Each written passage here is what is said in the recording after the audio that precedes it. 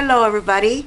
Today we're going to work with some fabrics, and this challenge is actually going to last the whole month of August because we are going to make a grandmother's garden table runner or bag or whatever you please to do with it. So it's going to last because we're going to go step by step. They're not going to be long videos because I figure most of the work we have to do, off camera. It's a bit long. So what I'm starting off with is just a piece of muslin, cotton. You can use your fantasy and use other fabrics, if you can get fabrics from, upholsteries, or the only thing that I recommend is to use the same weight of fabric all around. So if you're going to be using upholstery fabric, it all should be the same thickness. If you're going to be using cottons, it should be all the same thickness. You can even use silks. You can use whatever you please to use, as long as that they work together fine in the same thickness, because you can't go sewing together an upholstery fabric with a fine cotton fabric. Okay, so how I started with this, first of all, was I painted it, and I'm using my silks. Now silks are recommended for fabric because they are very highly pigmented, and naturally when you are using a fabric paint, or putting some medium in your normal acrylic paints to make it good for fabric, they always have to be usually ironed at the end. The company will tell you to leave it or a day or 2 days or even 3 days sometimes, 17 to 72 hours, and then iron the back side of that fabric to make the fabric and the paint, so it doesn't come out when it's washed. Now, like I said, silks are very highly pigmented. I really haven't actually tried them in water yet, and I do want to do this tomorrow because I did my fabrics yesterday, most of them. So I will be trying it after 3 days to iron it, and then I'm going to put it in a little bowl with a bit of soap and some water, and just to make sure that the colors aren't running. So you might want to do this test before you go on. Like I said, with silks, I really have never tried to wash them, but I have washed lots of things that I've used mediums and acrylic paints together, so that works perfectly fine. And all companies sell their own medium. Folk art, I have folk art, I have plaid, and I have our Italian brand Stamperia. So you can see what you can get. So, and it's usually 3 parts color, 1 part medium, but you have to read the instructions. So how I did my fabric was I get this little jelly plate, and you don't necessarily need a jelly plate, you guys, to do this. You can do this perfectly well in the next step that I'm going to show you after this. Close up your jars. I'm going to get my brayer here. Now I do this with the jelly plate, and then what I do after that is grab a stencil. I'm going to put it over, and I'm going to use it like a stamp. Okay? Just push it down so that way it sticks good to it, and I'm just going to use it like a stamp. See? You can go over it someplace else if you want. See if there's any more color coming out of it. Okay, now you're going to take it off. You're going to put your stencil somewhere here on the fabric as well too. And what's left here, I'm going to put down here in the middle.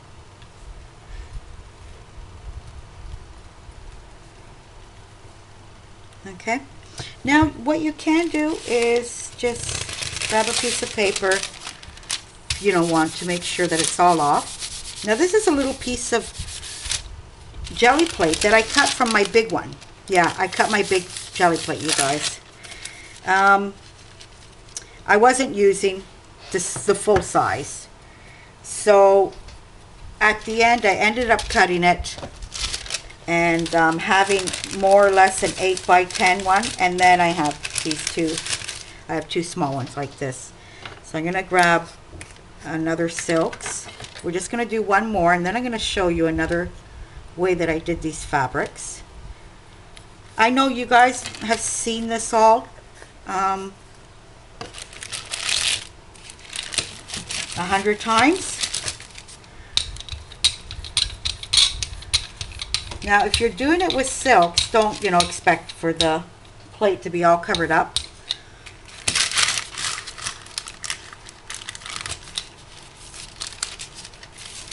I'm having a hard time here because I have the fan on and it's blowing my paper. I'm going to grab another stencil right here. Do the same thing. Put it upside down.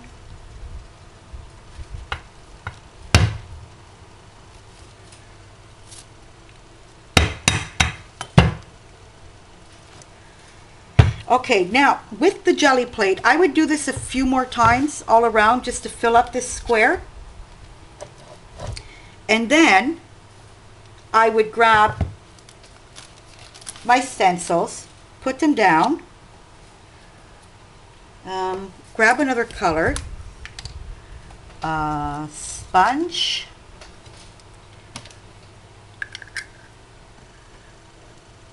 put it on the sponge. Or you can put it on a surface. Actually, what I was doing, because I was doing this in the kitchen yesterday, I was putting it directly on my jelly plate. So that way I could rub off a bit. This works just like if you have a stencil brush. The drier it is, the better of an impression you're going to get, especially if you have things that are very detailed like this. This is a Tim Holtz. It's called Doily. And, you know, it doesn't have to be perfect. You're going to be spreading this all over the place.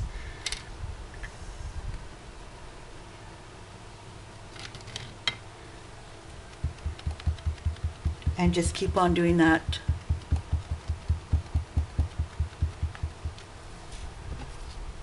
Okay. Until you're going to fill this all up. Okay, then another way that I was doing it, going to get another color here.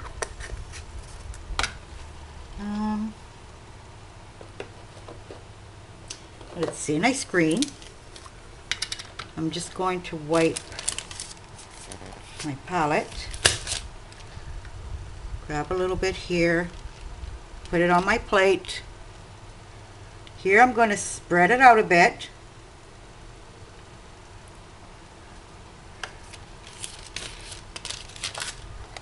And I'm going to use some stamps.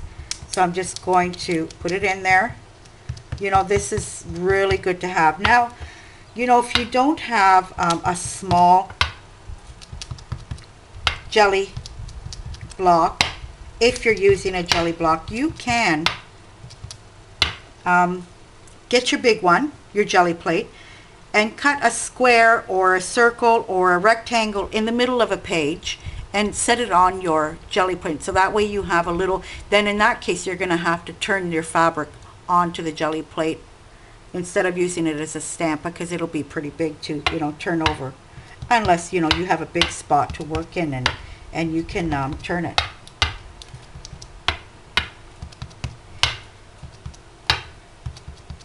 Okay, now I'm just going to, I want to clean this off a second. Oh, I don't think I have my baby wipes here. Okay, I'm going to wash this now, put it directly under water and give it a good scrub. And let me see if I can take this off here. We're not going to be needing this anymore.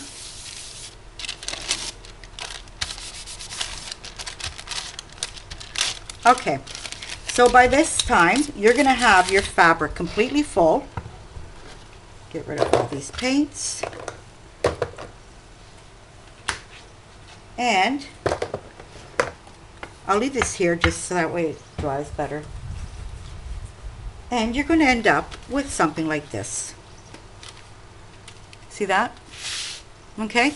Now what I did on top of this was I put some clear gesso. But what had happened was my colors started to run. So you can do it without clear gesso, you guys. I wanted it to be a bit more stiffy. So that's why I did it. So you're going to have a piece of fabric that looks like that. Then what you're going to do is you're going to go onto internet, you guys. And you're going to find a hexagon shape that you can, you know, download, make it your size, and then do photocopies of it. Now, a recommendation about these is when you do these photocopies, always keep the original, write original on it. And this we're talking about if you're planning to use hundreds and hundreds of these to make a blanket. Probably most of you are not going to do that. But what I do is, because I have 2 blankets on the go, I have a cotton one and I have, the one that I use this size for is all my kids' old flannel shirts. I'm making some plaids out of them. So you're going to go onto internet, you're going to go into a patchwork site and try to find a hexagon shape, or wherever you know, please to go. You're going to download it and then photocopy, keeping the original always as the original, because if you photocopy another photocopy, the sizes are going to start to vary. And here, it needs to be precise. Now, in the olden times, when they used to do patchwork blankets, they were done by hand. And the work was so perfect that they would do a mistake purposely, because there was nothing more perfect than God. So they would, and it does actually come out to a perfect fitting every type of piece, whatever they were doing. If it was square, if it was this shape, it was, you know, the pieces would come out perfect, because every piece of fabric would be cut on the same type of shape. And, you know, so you would have that perfect shape every time. So you're going to cut these out. Once you have all your photocopies done, you figured out how many you're going to need. It depends what you want to do with it, naturally. You're going to start cutting these out, and they're going to become like, okay, what happened to mine? Right here. Sorry about that, you guys. Like this. Okay? Let me get rid of these because the fan is blowing them away. So you have these, and what you're going to do is you're going to fit it where you want it, making sure that you're going to have at least ½ an inch around, even a little bit less, okay? You are going to pin that. You find a pin here. Okay, so this is going to be pinned. And you're going to cut around it. So, hoping here that I have a pair of scissors that cuts good. This isn't bad.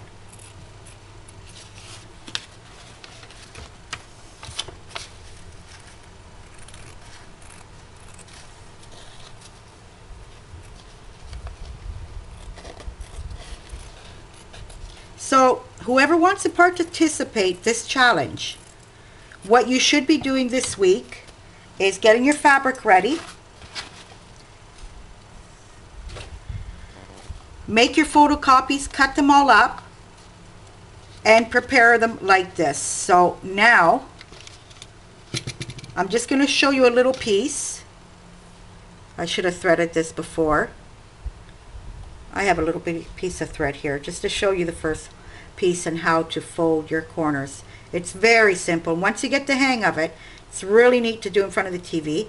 It's not something that you have, you know, wool in your hands or anything. It's just cotton. So it's not, you know, what I would, you know, call a lightweight work to do in front of the TV.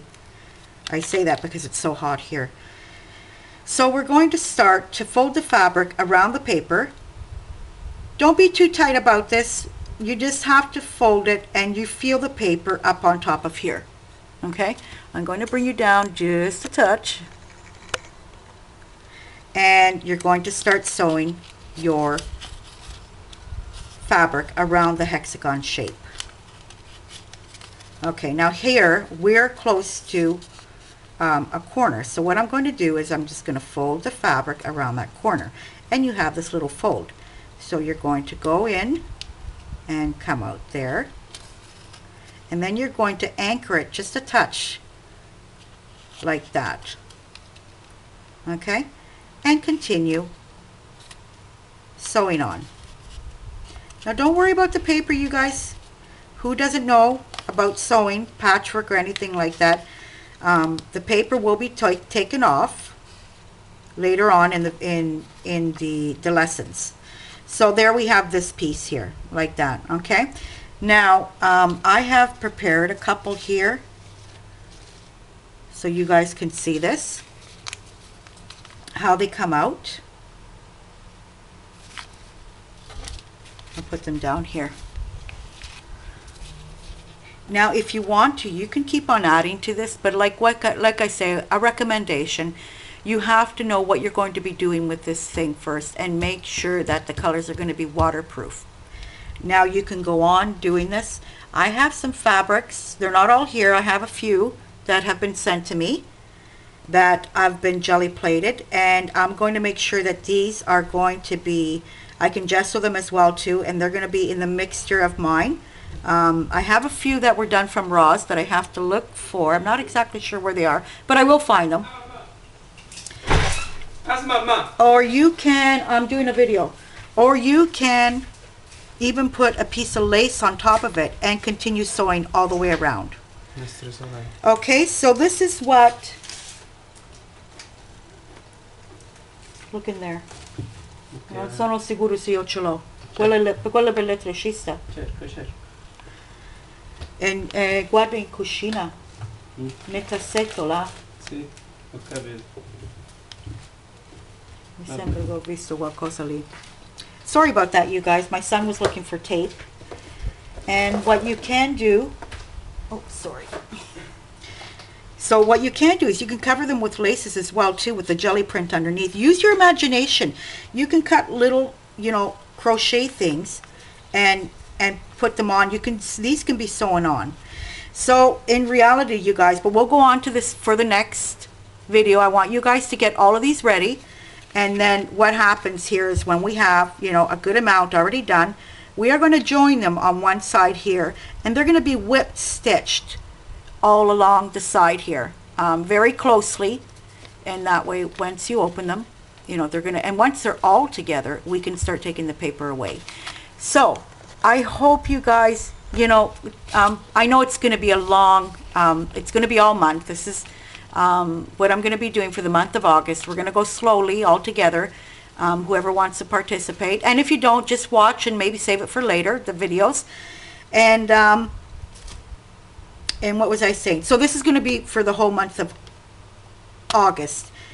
Now, for people that are new for International Crafters, or whoever wants to come and join, there are going to be surprises in September. It's going to be our 1-year anniversary. And I hope everyone comes and, you know, make sure, don't miss out on anything, you guys, in the month of September. And whoever wants to join in the fun, you're very welcome. Just come on down to International Crafters and put in a request for, you know, membership. And that's all about it. So if you have any questions, feel free to write them down, you know, in the comments below. There are no problems. I can probably wait and answer them, you know, when I'm doing my next video, so that way, you know, you guys are can see what's going on. So like I said, I'm going to try tomorrow, once the paint is setted for 3 days, because this one is for 3 days. I'm going to put this in water and see what happens. Another little piece in water and see what happens. If not, let Well, we'll have to see. I can probably still put another type of sealer on top. Mind you, there is gesso, clear gesso on top of these. So we'll have to see how that goes as well too. I hope everybody enjoyed this video, and until the next time, goodbye.